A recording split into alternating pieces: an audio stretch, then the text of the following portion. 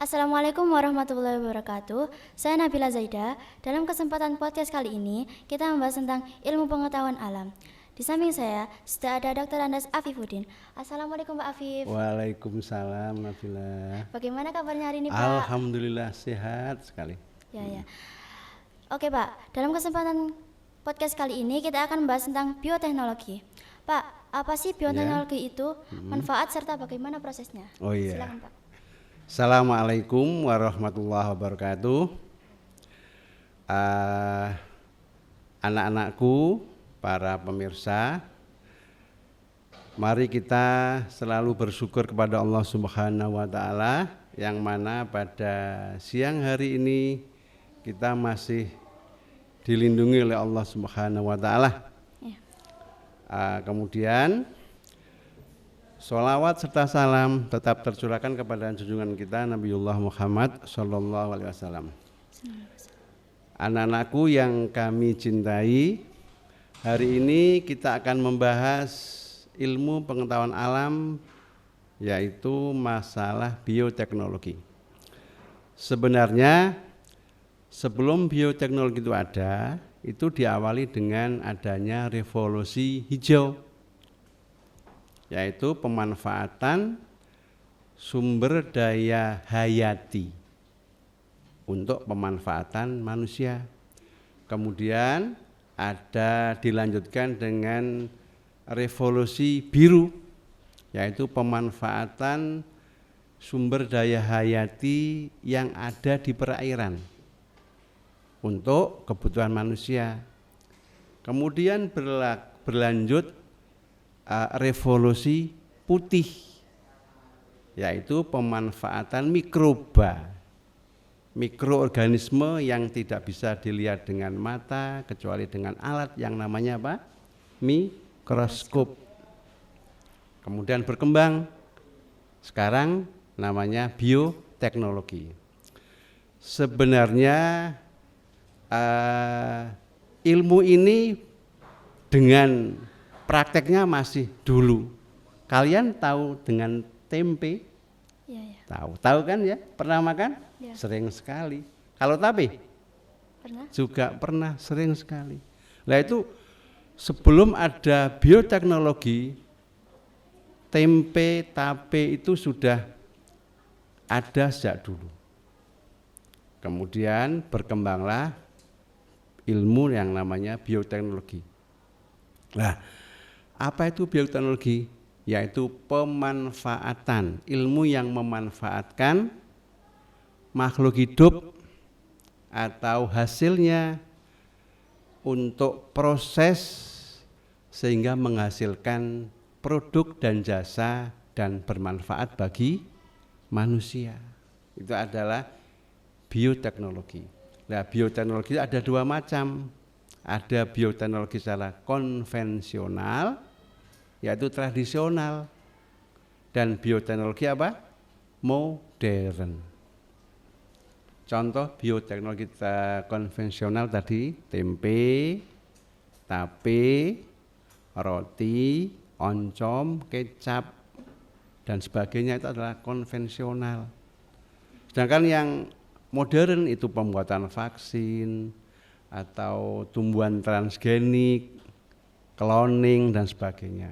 Mungkin di SMP ini baru yang konvensional, ya. Nah, bioteknologi itu bisa di bidang pertanian, ya. Contohnya adalah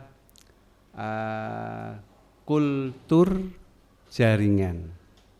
Apa itu kultur jaringan? Yaitu upaya manusia untuk mencari atau menghasilkan bibit dalam waktu yang singkat, tapi hasilnya sangat banyak. Itu kultur jaringan. Tapi ini dibutuhkan alat-alat yang cukup modern juga. Di sekolah kita mungkin belum bisa. Kemudian ada lagi bioteknologi di bidang pangan dan bidang minuman. Contohnya adalah apa? Yakult, yogurt, Ya, pernah minum yogurt? Pernah. Yakult pernah? Ya. Kemudian makanan lagi tempe, tape, tapai bukan tape ya, tapai. Terus roti, termasuk ada makanan roti bulat-bulat, tengahnya itu namanya apa? Donat. Donat, itu juga bioteknologi dalam makanan. Ya, kalian pasti sudah merasakan hasil bioteknologi, tapi belum tahu kalau itu adalah bioteknologi. Ya, ya. Insya Allah nanti dalam episode berikutnya kita akan praktek membuat tape, membuat nata de coco. Kalau nanti acetobakternya bisa ada. Kemudian membuat apalagi roti dan sebagainya. Kemudian bioteknologi di bidang peternakan, ya, pernah minum susu kalian? Nah itu susu itu bisa diubah jadi apa? Jadi keju, ya, mentega, keju dan sebagainya itu. Kemudian kalau kita memasak pakai apa? Pakai kompor ya, pakai LPG. Nah di peternakan itu ada susu sapi itu digunakan untuk mentega, yogurt dan sebagainya, sedangkan kotorannya digunakan untuk apa? Biogas. Jadi biogas. Ya, jadi kotorannya bisa, susunya bisa. Nah itu. Kemudian hari ini sekilas akan saya jelaskan masalah kultur jaringan, ya. Yang pertama, semua tanaman itu bisa dikultur karena mempunyai sifat totipotensi. Apa itu totipotensi? Yaitu sel tumbuhan itu kalau ditumbuhkan di media yang bagus, yang sesuai, maka dia akan tumbuh. Tapi yang paling baik adalah jaringan meristem, yaitu jaringan yang selalu membelah. Ya, jaringan yang selalu membelah itu ada pada ujung batang dan ujung akar.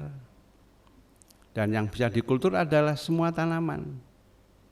Terutama tanaman yang paling mudah adalah tanaman yang tidak berkayu. Contohnya adalah apa? Pisang. Itu mudah sekali. Jadi kita sediakan bahan pisang, kemudian medianya, bukan tanah, tapi apa? Agar-agar. Jadi agar-agar dicampur dengan gula, dicampur dengan ZPT. ZPT adalah zat pengatur tumbuh. Dimasak seperti kita masak agar-agar, didinginkan kemudian disimpan dalam keadaan steril. Baru bibit itu dimasukkan ke situ itu. Nah, nanti 1 pekan akan mengembang. Dipotong jadi 4, diletakkan pada agar-agar tadi, mengembang lagi 1 pekan lagi, itu sampai 4 kali. Sehingga kira-kira bisa menghasilkan 1 bulan itu bisa menghasilkan 100 bibit baru dalam 1 bulan. Ya, jadi itu adalah kultur jaringan adalah metode perkembangbiakan secara vegetatif buatan. Itu kultur. Kemudian saya beri contoh lagi di bioteknologi di bidang makanan. Ya. Yang sering kita rasakan adalah membuat tape. Pernah membuat tape? Bahannya bisa tape, ketan, bisa tape, beras, bisa tape, singkong. Ya. Ya. Bahan-bahan ini dicuci bersih, kemudian dimasak. Kemudian kalau sudah matang ditiriskan dalam keadaan dingin, baru dikasih dengan apa? Ya, ragi atau Saccharomyces cerevisiae. Itu raginya. Kalau orang kita mengatakan ragi, ya, itu Saccharomyces cerevisiae. Kemudian baru dimasukkan dalam plastik atau dibungkus dalam daun pisang, disimpan di suhu kamar, jangan sampai terkena sinar matahari selama 2 hari, baru bisa dipanen. Ya, dipanen, diambil. Ya. Sebenarnya tape itu juga bisa digunakan untuk apa? Untuk, ayo apa? Ya, makanan khas Madiun. Apa? Makanan khas Madiun yang gambarnya suling itu, brem. Wah, brem itu juga dari air tape yang dimasak akhirnya jadi brem. Ya. Mungkin itu cukup ya. Ya, insya Allah episode berikutnya kita akan, insya Allah setiap pekan kita akan mempraktekkan, memperagakan baik itu bioteknologi maupun pemanfaatan hasil pertanian. Kebetulan di daerah kita pesisir itu ada namanya ganggang atau alga. Itu bisa digunakan untuk good air. Apa good air itu? Kalau digabungkan jadi gudir. Ya, ya. Terima kasih atas kesempatan. Mudah-mudahan Allah selalu membimbing kita, menyelamatkan kita dari godaan setan, Amin. menyelamatkan kita dari virus-virus sehingga kita bisa beraktivitas. Amin. Ya, mudah-mudahan kegiatan ini diridhoi oleh Allah Subhanahu Wa Taala. Amin. Demikian dari saya. Assalamualaikum warahmatullahi wabarakatuh. Baik, demikian paparan yang dapat disampaikan Bapak Afifuddin. Semoga Pak Afifuddin dan keluarga selalu dalam lindungan Allah Subhanahu wa taala. Amin. Baik, saya Nabila Zaida pamit undur diri. Wassalamualaikum warahmatullahi wabarakatuh.